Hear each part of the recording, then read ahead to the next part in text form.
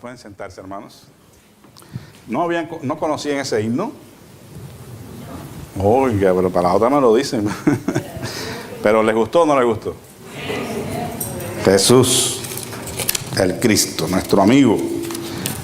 Y en eso vamos a estar predicando en esta mañana. Les invito a abrir sus Biblias en Juan 14. No vamos a leer nuevamente el pasaje, pero al menos vamos a leer los primeros 3 versículos.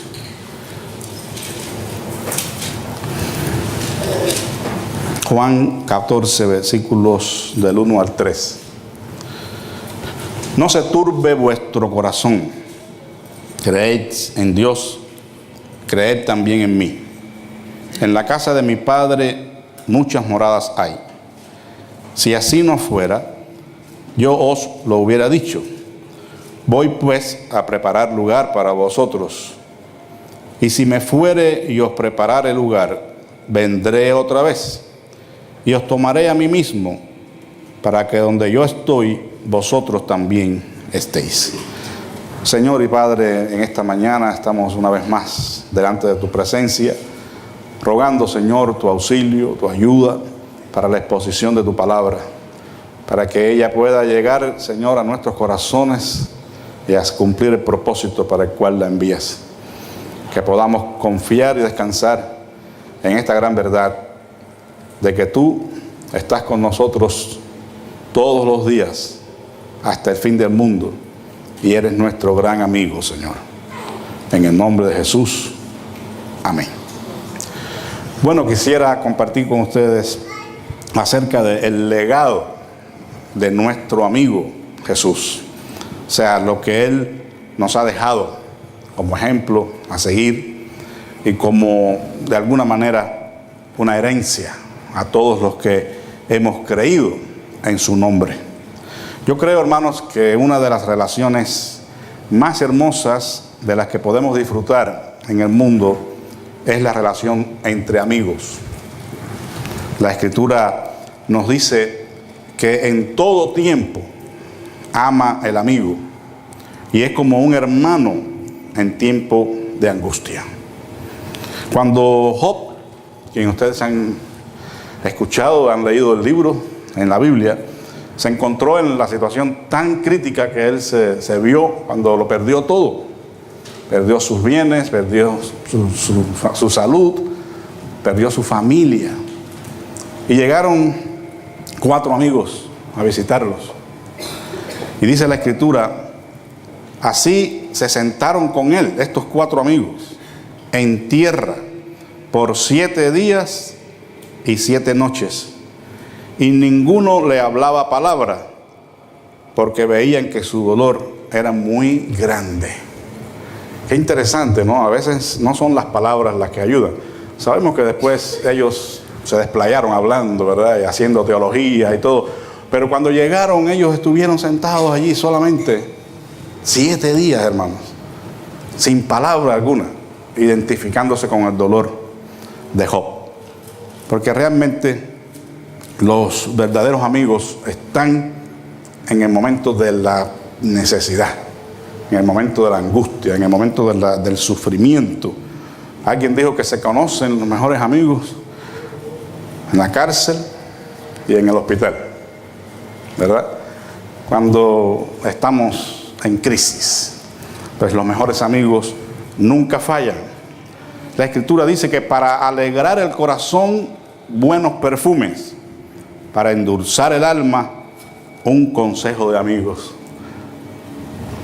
Qué bien nos llega una palabra, un consejo, una advertencia de parte de un amigo en el momento en que estamos abrumados, confundidos, que no sabemos qué hacer ni a dónde ir, y viene alguien que es nuestro amigo o nuestra amiga y nos trata de dar ánimo, da palabras que nos den nuevas fuerzas para seguir adelante.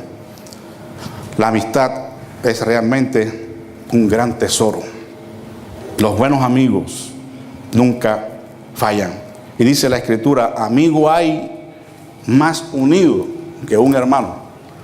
No sé si usted ha experimentado eso, pero a veces nuestra propia sangre no son nuestros amigos. Y alguien que no es de nuestra sangre es un fiel amigo. Y a él podemos confiarle nuestras penas y nunca nos va a acusar. Siempre va a estar de nuestro lado, aunque no tengamos la razón. Va a condenar lo malo, pero va a apoyar al individuo. Nos va a dar su apoyo en cualquier circunstancia. Yo creo que un buen amigo es incondicional. Y lo que es hermoso para nosotros descubrir en esta mañana, que como creyentes, Dios es nuestro amigo, ¿verdad? Jesús manifestó a sus discípulos en una ocasión: ya no os llamaré siervos, porque el siervo no sabe lo que hace su Señor, pero os he llamado amigos, porque todas las cosas que oí de mi Padre os las he dado a conocer. Qué hermoso, ¿no? Que nuestro Señor, además de ser nuestro Salvador, es nuestro amigo.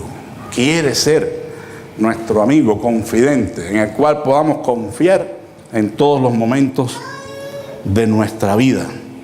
Y la razón, porque Él nos ha dado a conocer todas las cosas de su Padre.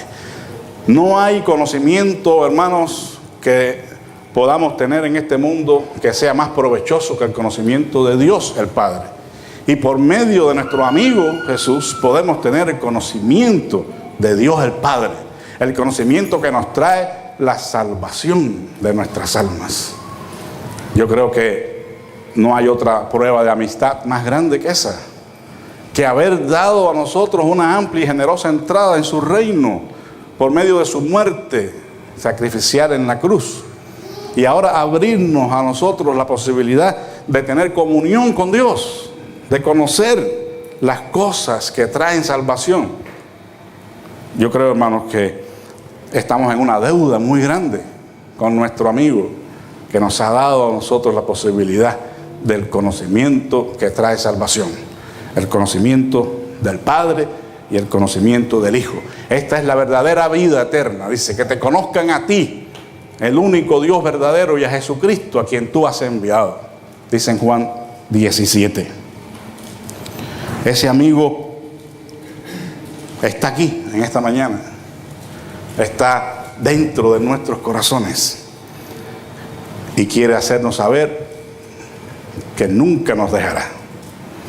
Esa es una gran promesa que descubrimos en esta mañana, en este pasaje. Quisiéramos entonces descubrir cuál es el legado que nos ha dejado nuestro amigo Jesús. Bueno, lo primero que encontramos aquí y en toda la enseñanza de la Escritura es el legado de su presencia. Ya hemos estado predicando los últimos 2 domingos acerca de la presencia de Dios, de alguna manera. No hay otra garantía, hermanos, que nos lleva a nosotros triunfalmente a ver el fin de nuestras almas, que es la salvación, que no sea que Dios está con nosotros. Es decir, su presencia. No podemos avanzar en este mundo, no podemos agradar al Padre, no podemos cumplir con el propósito como personas, como iglesia, si Él no está con nosotros. Pero Él ha dejado este legado de su presencia. Los versículos 15 a 18 dice: si me amáis, guardad mis mandamientos, y yo os rogaré al Padre, y os dará otro consolador, para que esté con vosotros para siempre, el Espíritu de verdad, el cual el mundo no puede recibir, porque no le ve ni le conoce, pero vosotros le conocéis, porque mora con vosotros y estará en vosotros. Dios siempre ha estado en medio de su pueblo. Recordamos, ¿verdad?, las Escrituras, cuando el pueblo de Israel salió de Egipto, cómo fue guiado milagrosamente por una columna de nube, por una columna de fuego, haciendo ver que Dios estaba con ellos en medio de esa huida de Egipto. También se dejó ver el ángel de Jehová con ellos, peleando por ellos a su retaguardia, guardándoles del enemigo. Después en su peregrinaje en el desierto, vemos cómo Dios le dio instrucciones a Moisés y le mandó a construir el tabernáculo. Ese lugar donde ellos iban a tener el encuentro con Dios, es el lugar de reunión con Dios en medio de su peregrinaje. Una tienda que tenían, era portátil, podían armar y desarmar y seguir el camino y volverle a armar, y allí ofrecían sus sacrificios y agradaban a Dios, tenían un encuentro con Dios. La presencia de Dios nunca faltó. Después en el templo, posteriormente, donde Dios se manifestaba y ellos iban a adorar al Señor en el templo. Ahora el Señor está a punto de partir a la diestra del Padre. Por supuesto, primero tenía que morir y después tendría que partir a la diestra del Padre. Los discípulos iban a quedar aparentemente solos y abandonados. Por lo menos esa era la sensación que ellos iban a recibir. Y el Señor, conocedor de esa situación, les dice: no se turbe vuestro corazón. O sea, no estén preocupados porque yo me voy. Es cierto que tengo que morir, pero también voy a resucitar. Es cierto que tengo que irme a la diestra del Padre, pero ustedes no se preocupen, porque no se van a quedar solos. Él no los iba a dejar huérfanos, como hemos leído. El Señor le promete que Él enviaría a otro consolador. Es interesante esa palabra, otro consolador, porque Él había sido un consolador en medio de ellos.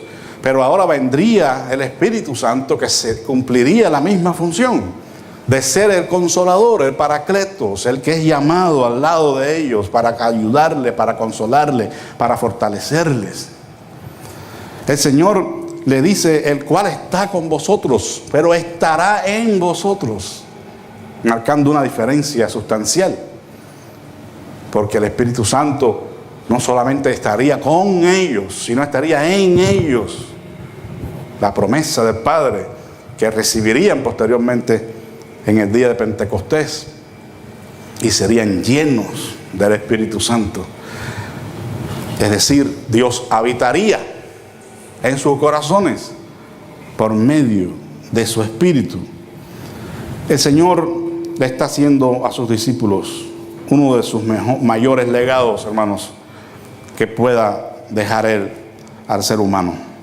Y eso es para nosotros también, porque la promesa fue para ellos y para todos los que habrían de creer en Él.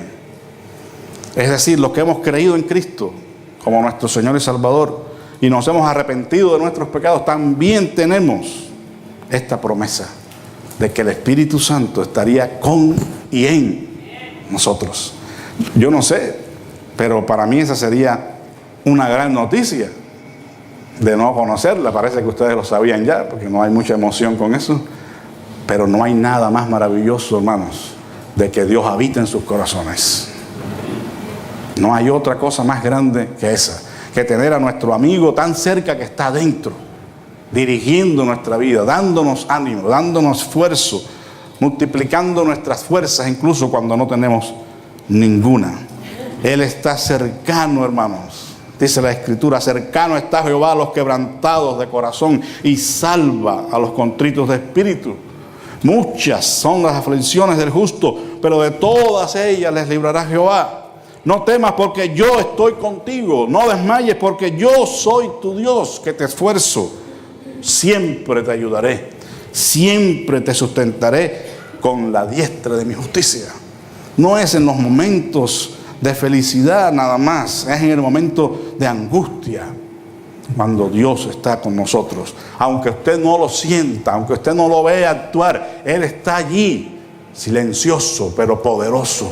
Jehová está en medio de ti, poderoso. Él salvará y se gozará sobre ti con cánticos. Sofonías 3:17.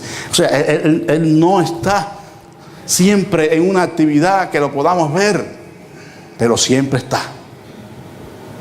Como estuvieron los amigos de Job allí, 7 días, sin pronunciar una sola palabra. Pero eso trajo seguramente consolación y fuerza a Job. A veces Dios es el huésped invisible de nuestros hogares, donde no lo vemos actuar. Quizás parece que estamos pensando que Dios se ha olvidado de nosotros, pero no es así. No es así. Él siempre está con nosotros. Es como aquel poema que ya hemos mencionado, ¿verdad? Ojalá alguien que tenga ese don un día lo recite, de las huellas.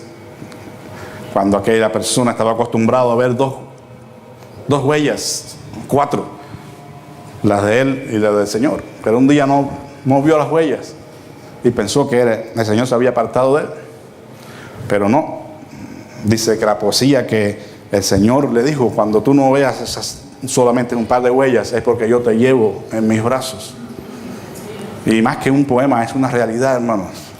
No siempre estamos en el ánimo feliz, no siempre estamos llenos de gozo y alegría. A veces estamos pasando por pruebas, pero allí tenemos que creer que no estamos solos, que Dios está con nosotros. Su presencia es el mayor legado que podamos tener. Y la presencia de Dios no siempre está en lo alborotador, en lo prodigioso. Recuerden a Elías. Le pasó el viento y pasó el terremoto y Dios no estaba allí. Porque hoy tenemos a veces esa creencia infundida por tantos círculos cristianos donde se enfatizan los milagros y las señales, que no estamos en contra de eso, por supuesto, pero no hubo presencia de Dios allí. Jehová no estaba en el torbellino, Jehová no estaba en el terremoto, pero sí estaba en el silbo apacible y delicado. Cuando todo estaba en la calma absoluta, Dios estaba allí. Tenemos que acostumbrarnos a ver a Dios en el alboroto y también en los momentos calmados y silenciosos de nuestra vida, aun cuando pensamos que Él se ha olvidado de nosotros. El segundo legado que nuestro amigo Jesús nos deja es el legado de la fe. No se turbe vuestro corazón. Creéis en Dios, creed también en mí.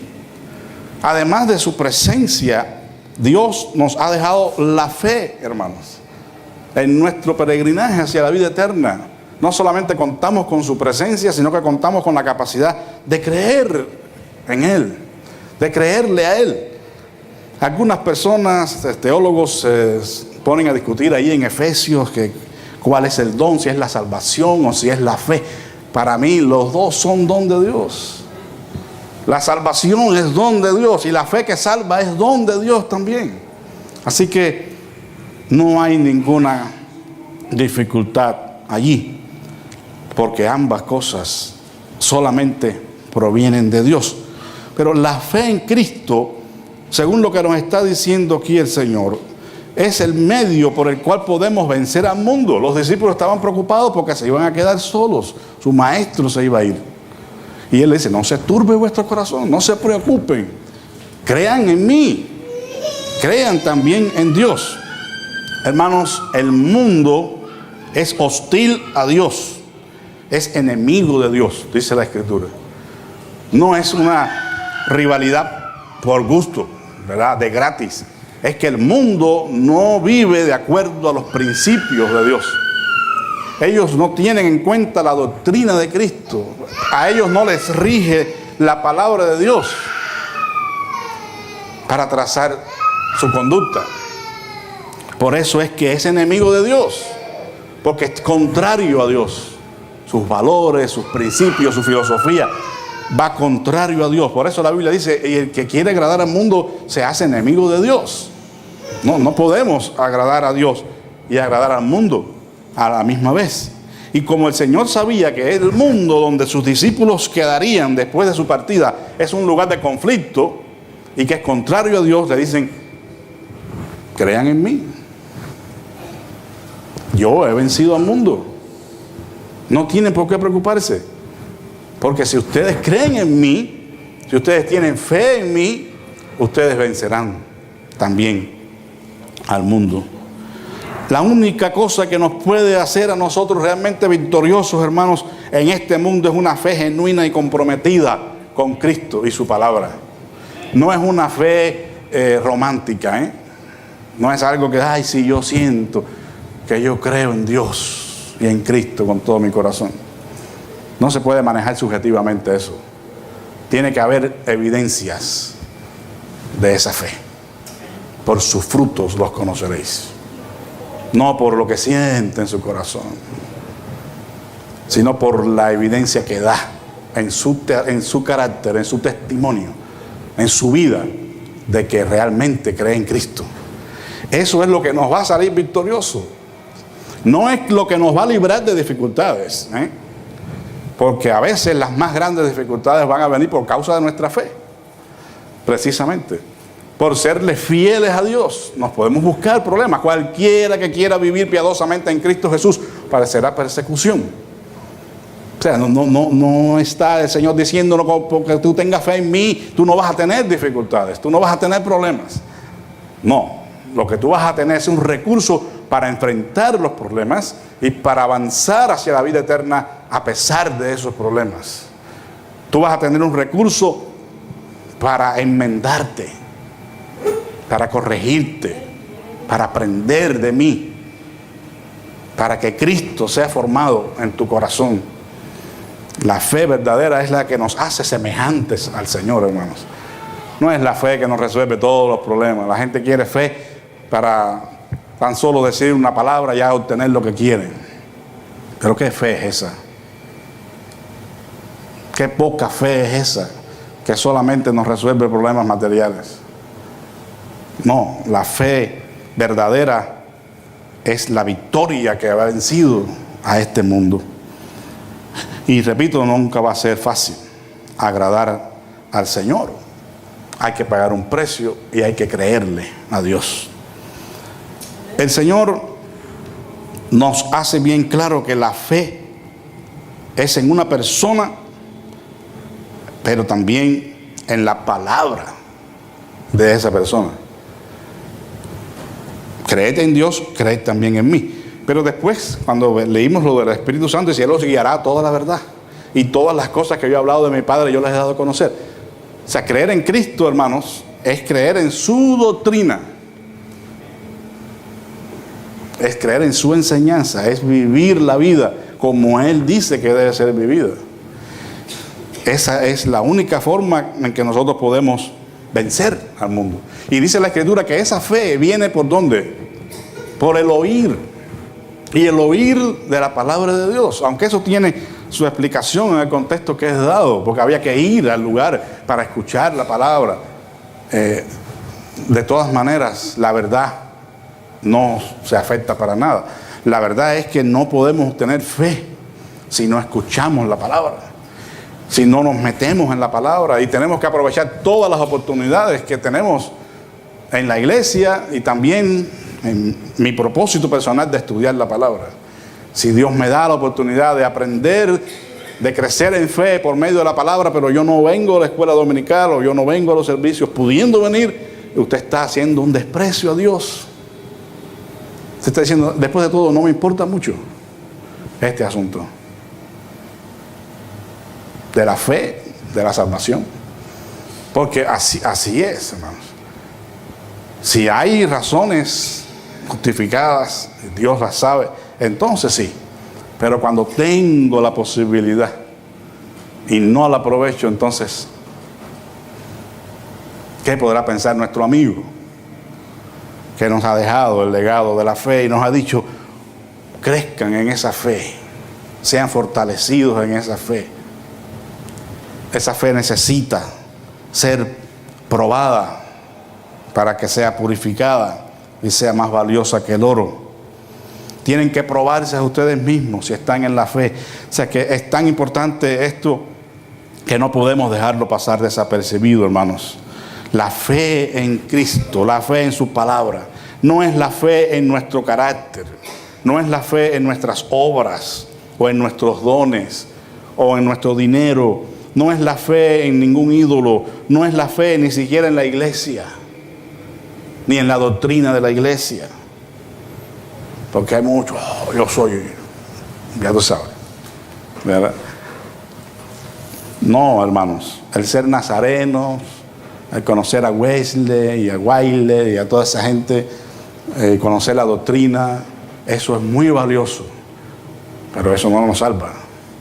Eso no es la fe que nos da el poder para seguir adelante.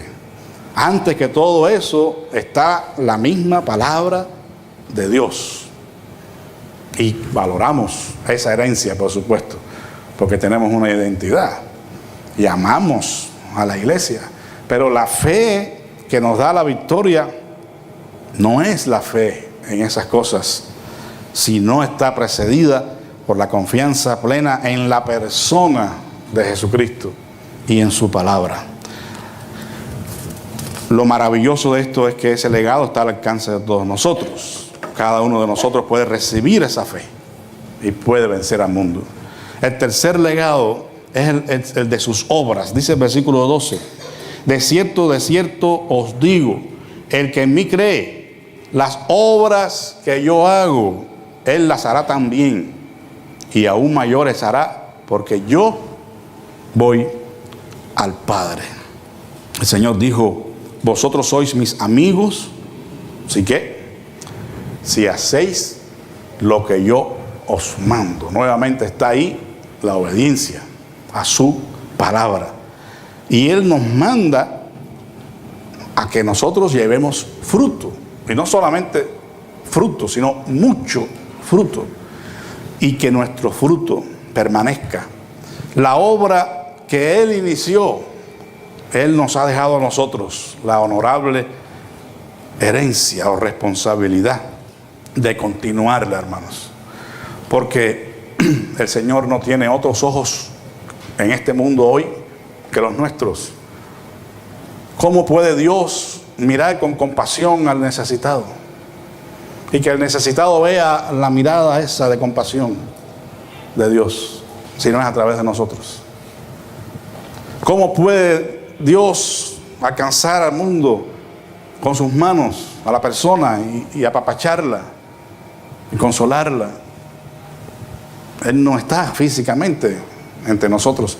Somos nosotros el cuerpo de Cristo. Nosotros somos los ojos de Dios, las manos de Dios, los pies de Dios.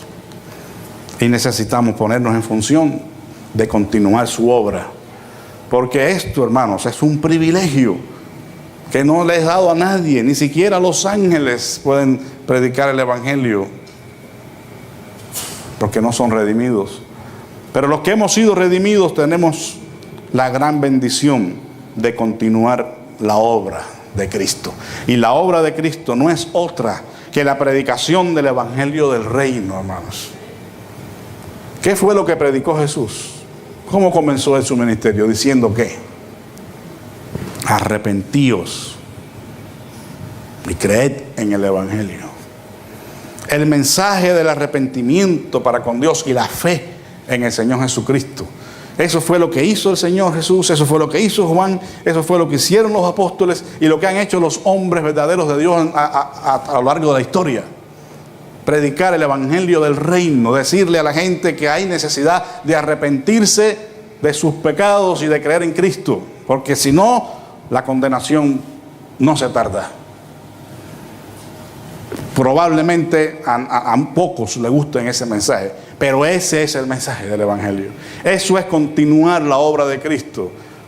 Porque si nosotros hacemos todas las otras cosas, supongamos que desarrollemos muchos ministerios de compasión, supongamos que construyamos escuelas y hospitales y demos de alimento al necesitado y hagamos lo que sea, pero no le decimos: tú eres un pecador, tú has ofendido a Dios y necesitas perdón, necesitas a Cristo en tu vida.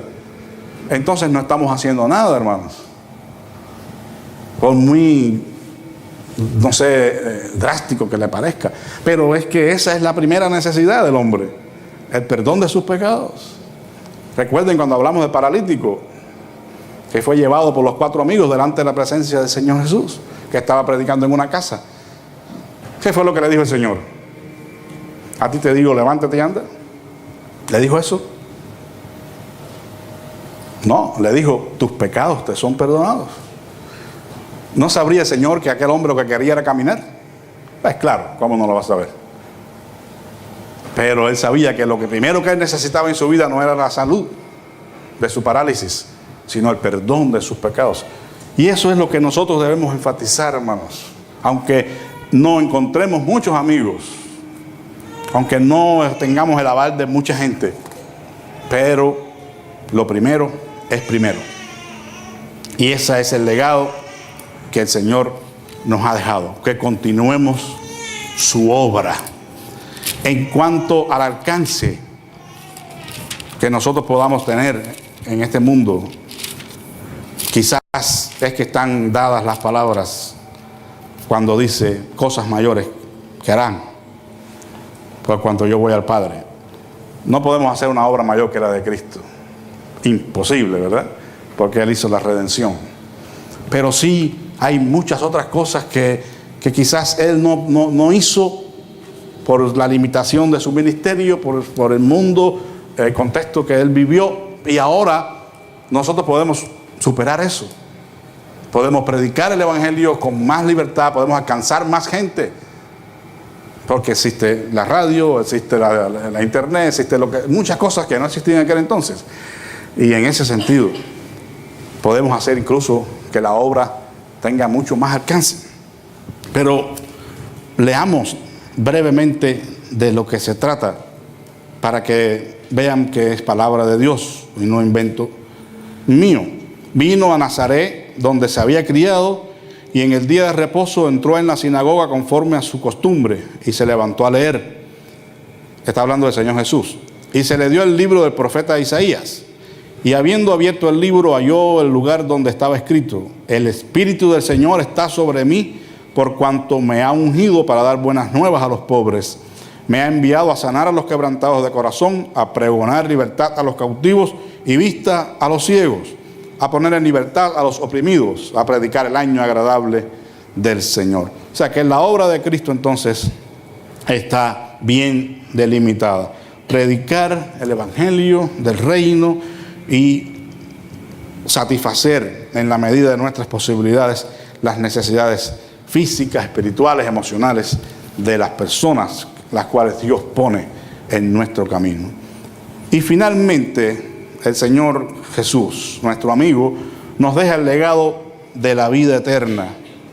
En la casa de mi Padre muchas moradas hay. Si así no fuera, yo os lo hubiera dicho. Voy pues a preparar lugar para vosotros. Y sabemos, como dice el gran versículo de Juan 3:16, porque de tal manera amó Dios al mundo, para que todo aquel que en Él cree no se pierda, mas tenga vida eterna. Esta, hermanos, es la más grande de todas las promesas que Dios nos pueda dar, porque responde al más grande de nuestros anhelos. Fuimos creados no para morir, sino para vivir. Nadie quiere morirse, por lo menos nadie que esté en su sano juicio, ¿verdad? Sabemos que en un momento de una depresión muy grande, la gente se quita la vida. Y a veces uno se siente que quiere morirse, pero es porque hay una situación enfermiza. Pero en realidad anhelamos la vida y Dios sabe que nosotros queremos vivir. Y la promesa esta de la vida eterna responde a ese más grande anhelo nuestro, porque un día estaremos todos con el Señor eternamente. Esta es una promesa que pudiera ser vista por algunos círculos cristianos en medio nuestro, o alrededor nuestro, como algo que es un poco espiritual, muy espiritual. Es decir, una teología escapista, ¿no? Sí, es muy fácil hablarle a la gente de la vida eterna y todo es para allá. Pero ¿y acá qué? Entonces enfatizan el aspecto social. No estamos en ninguna manera en contra de eso, ¿verdad? Pero esas personas se están construyendo el reino ellos. Ya ni es necesario que Cristo venga, ¿verdad? Ellos dicen que el reino de Dios lo construimos acá nosotros. Y por eso es que van y enfatizan la obra social y se olvidan de que por muchas cosas que nosotros podamos tener acá, por la mejor calidad de vida que nosotros podamos tener acá, la promesa más grande es la vida eterna. Es estar con el Señor, disfrutando de su presencia para siempre. Aunque nos suenen escapistas, aunque nos acusen de escapistas, realmente la Biblia dice que no tenemos aquí ciudad permanente, sino que buscamos la porvenir. que somos extranjeros y advenedizos en este mundo, que debemos poner nuestra mirada en los cielos, donde está el Señor Jesucristo sentado a la diestra del Padre, y no buscar las cosas terrenales. Abundan los pasajes bíblicos donde se nos llama a nosotros a poner nuestra mirada en el Señor y en su reino, y no en este mundo, hermanos. Esta esperanza debe ser el motor impulsor de nuestra fe en Dios, el alcanzar la vida eterna. Y no hay nada que pueda ser señalado allí como materialista, porque es la promesa que Él nos da.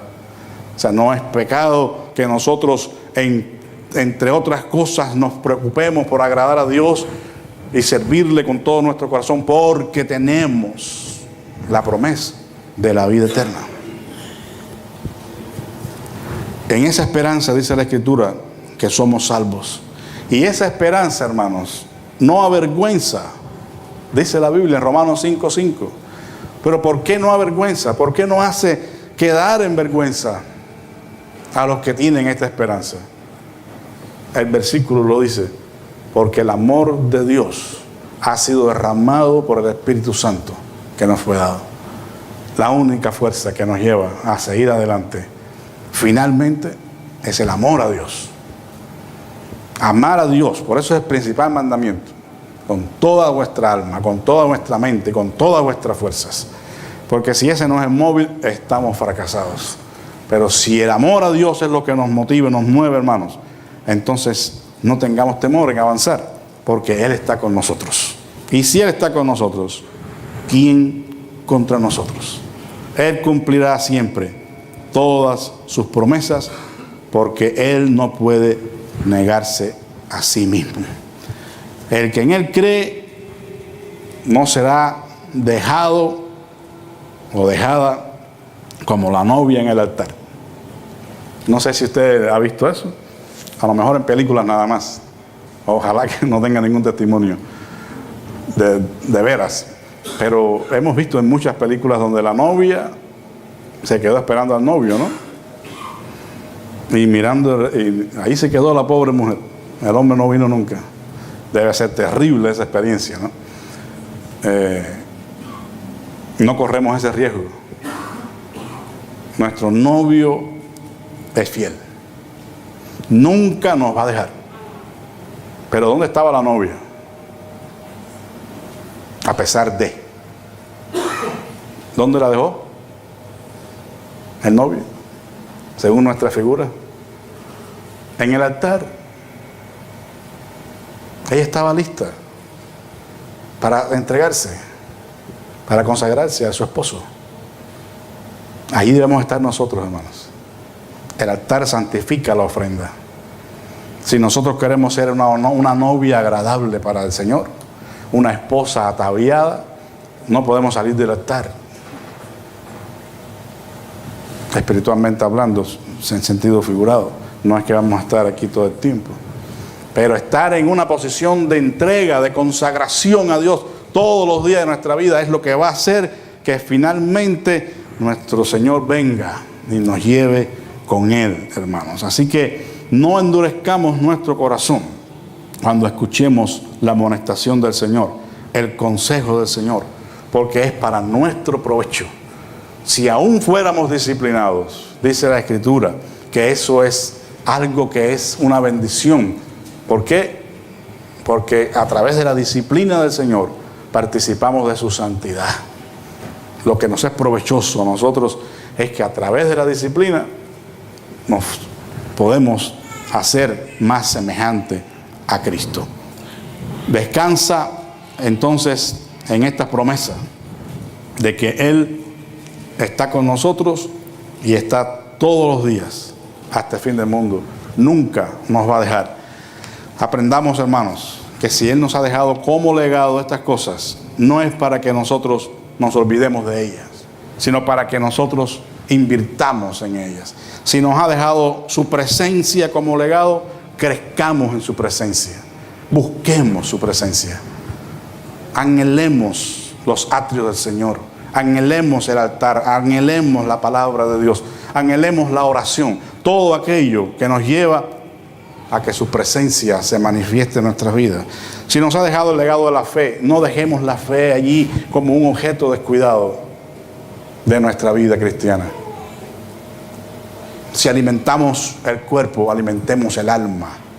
Si invertimos en las cosas materiales y nos vamos de vacaciones, invirtamos en un retiro espiritual. Busquemos fortalecer esa fe que en el mañana nos va a ser necesario. Si nos ha alejado el legado de las obras, entonces no es para que estemos sin hacer nada, cuando hay tanto que hacer en la obra de Dios. Cuando usted conoce sus dones que Dios le ha dado, sus habilidades, es necesario involucrarnos en la obra y crecer en la obra del Señor.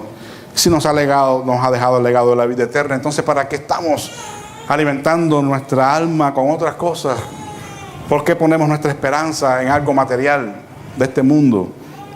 No quiere decir que no tengamos proyectos, que no tengamos sueños, que no tengamos anhelos.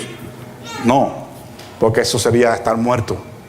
Pero nunca anteponga ninguna de esas cosas al deseo de alcanzar la vida eterna que el Señor nos ha prometido.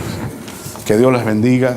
Si alguien necesita la oración y quiere pasar, pues está abierto el altar. Estamos todavía dejando, quizás hoy no, hermano, pero cuando usted vea que estamos terminando, tengamos algún canto para terminar el culto. Bendito Padre, gracias una vez más te damos en esta mañana por tu palabra. Ella, Señor, es sustento para nuestras vidas. Gracias porque podemos vivir confiadamente, sin temor a lo que nos pueda hacer el hombre, por cuanto tú estás con nosotros. Gracias, Padre, por Jesucristo, nuestro gran amigo, que nos ha dado el conocimiento tuyo, que nos da también, Señor, la esperanza de un día estar contigo para siempre. Tú conoces, Señor, la condición de cada uno de nosotros en esta mañana, y te ruego que seas propicio a cada uno de nosotros, Señor, y podamos ver tu mano poniendo en orden todos los asuntos de nuestra vida. Te damos gracias, Señor, y rogamos que al despedirnos tú vayas con nosotros, nos libres de todo pecado, de todo mal, y podamos, Señor, siempre andar delante de ti. En el nombre de Jesús. Amén.